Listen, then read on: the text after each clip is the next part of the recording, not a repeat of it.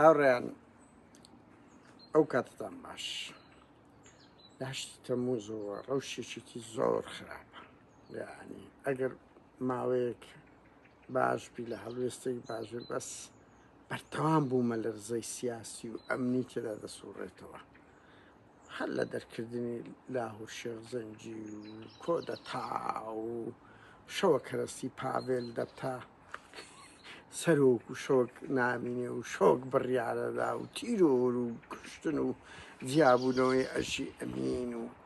کۆمەڵە کشتانی بەجددی یەکێتی لە ڕەوشێکدایە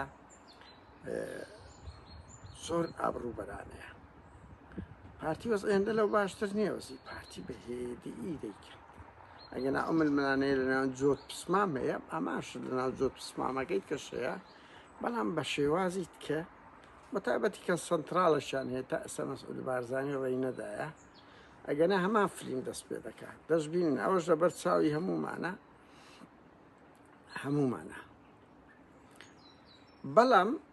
ئەوەی لە هەمووی قێزەوەنترە دوێنێ شەوەوە دەنگەوە بڵاوبوویتەوە یەکێتی هێزەشی نارتە سەر ماڵی ئەژی ئەمینی. هەندێک بازەوە دەکەن ژن و منداڵەکەیتی، هەندێک بازەوە دەکەن داچتی کە تەرحیل و بەسەر ماڵیاندادایە ئاودی ئەودی دێگە لایەن کردیە. یعنی ئینسان بە ویژدان بڵێت لە چەند ساڵی ڕابردوو هەر پارتی خەڵکی ئاودی دێگەڵی کرد، ئەو بەری دێگەڵی کردیە. بەس یەکێتی ئەوەی دوێنێ دیارە تا ئێستا دەقیقنی هەندێک دەرێن هەردوو خێزانتیا دەنگ دەرێن داچتی هەندێک دەرێن ئێستا دێمە سەرێ دوای ئەوەی ئەژی هەڕەشەی کردیە، ئەژیش بە پاڵپشتی دەبابەکانی پارتی بە پاڵپشتی دەبابەکانی بەعس ئەژیش ئێستاکە پاڵپشتی پارتیە ئەو جم زۆڵانە لاو لێرە دەکا. پاشە کشەی کردێکی داچی لە نزیک دێگەڵە گەڕایتەوە یەکێتی یەکەم جاریتی خەڵک ئاودی دەکات. دیارە لە دوای شەڕی ناوخۆ بەر لە شەڕی ناوەخۆ داعش ئاسا دیلیان کوشتیە، ژنیەکیان هەگرتیە، دەستدرێژی سکسیلۆ ژن و پیاویان کردیە، خەڵکیان بە پارە فرۆشتەوە، خەڵکیانە سە برا و خوشک گرتیە و کوشتی خستە زیندان، هەرچی بڵێ کردیتە. بەڵام بە ویژدان بڵێن لە دوای 2000ەوە یعنی 98 بە دواوە تا حەدێکی زۆر ئەو شتە نەمابوو، یعنی وەکو حاڵەتێکی زۆر شاس. بەس خەریکە ئەو دیاردە قێزەوەنە کە یەکێتی دوێنێ دەستی پێ کردیە. یعنی ئەژی ئەمین هەزار خیانەتی کە هەزار ململانەی کە باوا بڵێن لەگەر یەکێتی دەیکا، هی ئەوە نییە دایکی نگبەتێکی بە تەمەنی ئەکیت 70 ساڵێک دەبێ بچی دەری بکەی، بچی ئەزیەتی بدەی، بچە سەماڵی ژنێکی دایکتی. ئەوە قیمەی بێ ئەخلاقیە پاڤێل تالەبانی. کێشە لە ئەژی نییە، چەتەیە لەگە ئەژی بیکە، بەڵام مێسە برای، مێسە خوشی، مێسە داچی. ئەزانی پاڤێل تالەبانی نەک لەبەر ئەوەی ئافرەتە، لە باکوور تا ئێستا برا خوشی ئەو ئۆزەلانەی هەموو تورکەک مووی پێقیت دەبێتەوە، موو کە باسی ئۆزەلان دەکرێ هەموو حماوەی تورکی شۆڤینی پێقیت دەبێتەوە بە وێنەی بە ئەوەی. ئەوە چەند ساڵە ئۆزەلان لەو شاخ و لەو خەبات و لەو شەڕە سەختەیە برا خوشی ئۆزەلانی دەستیان لێ نەدرایە لە گوندەکەی خۆیان. ئەزان بنەماڵەی قاسملو و شەرەفکەندی و ئەوانە بەشچان چەند ساڵە لە ڕۆژهەڵاتن. پاڤێل تالەبانی من دە ڕۆژ ناوی لەقائم لەگە پسمامەکەت کردیە، مامەکانت جەنجی ئەوە لە سەردەمی بەعس لە ناو گوندەکان بوون، بەچ چاو ڕۆژ دەچی ژنێک لەبەر ئەوی دایکتی ئەگە تاوانەکی کردیە بیدەدادگە ئاودی ئەودی دێگە لە دەکەی. کورە زۆر بێ شەڕەفیە بەجددی معنیا من مەوزۆ ئەژینە مەوزۆ ئەو کەلتورە سەخیفەیە کە دەیانەوێت وەکو برم چێ نازی فاشی و ئەوە داعشەکان پەنایان لەو پرتیە. چۆن دەکرێت لە ململانێ کە ئەتوو دەسەڵاتێکی وا گەورەتە ئەو عەشائیری هەرە 1970ەکانە بەجددیمە پاڤێل چکە تو بڕیاردەری لەو شتانە ئەو شتانە بێ ئەوامری تو لەولاش قێزەوەنتر یعنی دیارە من لەوە دەگەم بەەوە بم من دایکم بگرن ئەویش چ دەکەم بەجددیمە یعنی توش پڕ دەدێشتەچی ئەوە دیفاعنیە لە ئەژی بەڵام تۆ بزانە بگەیشتە ئەو دەرەدە دەڵێن ئەژیش هەڕەشەی کردێ گوتی ئەگەر ژنەکانمان باوا بڵێ بەر نەدرێن دەسم ژنی قوباری ئەدز دەکەم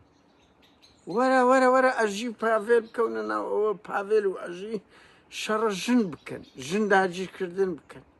کورە چ بێت چاوەڕوویەکە چ بێ ڕەوشتێکە چ کەلتوریی قێزەوەنە براکەم خەڵک خەباتی کرد ئەزانی خەڵک خەباتی کردیە پاڤێل و ئەژی یعنی هەردووکتان بەقەتی هەر شەهیدێک لەو شەهیدانە بە هەزار قاتی ئێوە خاوەن کەرامەت و ئینسانیەت بووە ماڵ و مناڵی خۆی خۆشویستە کەتیتە ژێر ئەو گڵەیلەوەی خەڵکی سرعەتکە نەک تەقینەوە مخابەرات یەکتر کوشتن کەتینە کاکە کۆمەلگایەکتان وێران کردی هەردووکتان ململانێتان چیە فکرە درۆی دەکەن مەوزۆ خیانەتی نیشتیمانی درۆی دەکەن هەردووکتان شەڕی سوڵتەتانە هیچ بە کورتی ئەو حاڵەتەی ڕوویدایە زۆر ئابڕوو بەرانەیە زۆر لەوەش ئەوە تر ینی بەر بەسەری بینەسە پارتیش هەروادەکە کارتی دادگای لە خۆی بەکاردێنی ماوەیە بیرتانە شیرۆم برم کۆس ڕەسوول وەڵاوە تەقینەوەی زاخۆی کرد ئێستا لە کتابەکەی مەسعود بارزانی بوو تێچێتی نیشتیمانی کوردستانۆ لەبەرەوەی کۆسرە لە دوای تەمەنی هەموو سازشە شیرۆ ماڵی بارزانی کرد و لەگەڵ ینی ڕێک بوو تەواو ناوی ڕەش دەبتەوە وەکو چۆن تاالبانی ناوی ڕەش بۆ فرمێس شیرۆ هەڕێش مەسعود بارزانی دەیان هەزار کەسیشیان بە کوشتە وەکو چۆن نەو شیرۆ مستەفاش ئاوا کردیانە تیرۆریست وەڵا دوایە کاکمێ چیرێ ڕەوان کردە سە گۆڕەکەی یعنی ئێستا ئەوە لەگە پاڤێل و قوبادی کە تەمەنملانێ ماڵی بارزانی ئەمر ئەوە وەکو تۆمەتبار کەیس کە مرادیکانی کوردیان لێقیت کردینەوە وەکو چۆن کارتی دادگا بوویتە قەشمەری خانەیە هەرێکە شعقل بگرێت تیرۆریستی ئەتوو ئەوەی وەک ئەو زیندانیانەی بادینان حەقی شڕ دەفراجی هەیە مەسعودەرە نابی وەربگرن حەقی نییە یاعتوەرە لە ئەوە چەند ساڵە لەو هەمووان دەکرێت لە ئەوانە نییە تاپڕی لە جیرای کورە و تاپڕامنی کوشتیە تاپڕیان لە ژیرادرە کۆدەتا کورە ئەمری حکوومەتێک نەمینێ مەسعود بارزانی بە تاپڕی بژیرێ بە هەر حاڵ هاوڕێیان دەستبردن بۆ خێزانی یەکتر لە ململانەی سیاسی نیشانەی بێئەخلاقی سیاسیە کە پاڤێل تاالبانی ئەوزارە دەستی بۆ برد و ئەو کەلتورێکی زۆر قێزەوەنە پێویستە هەمومان تەرجمە بکەین بیدێنن سەفارەت و قونسڵخانەکان کەوانە وەحشن کەوانە داعشن بەجددیمە یعنی داعش شتانە دەکە وەکو گوتم سەدام وەی نەکرد لەگەر خەڵکی کرد بەزەگە ماڵی بابی جەلال تاالبانی نەیکردەوە تۆ جەنجی و براکەی شەیدی